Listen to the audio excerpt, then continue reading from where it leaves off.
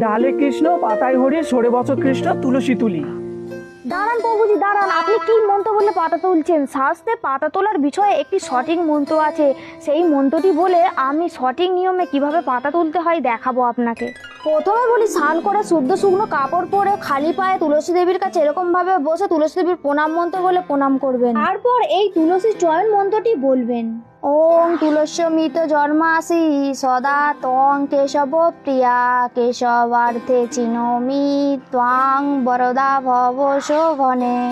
এইভাবে গাছটিকে হালকা করে নাড়িয়ে বাম হাতে ধরে ডান হাতে তুলসী পত্র চয়ন করবেন। তুলসী পত্র চয়ন করার সময় খেয়াল রাখবেন যেন এই আঙুলটা স্পর্শ না হয়, আর নোং না লাগে, আর ছিলে না যায়। তো এরকম ভাবে চয়ন করবেন।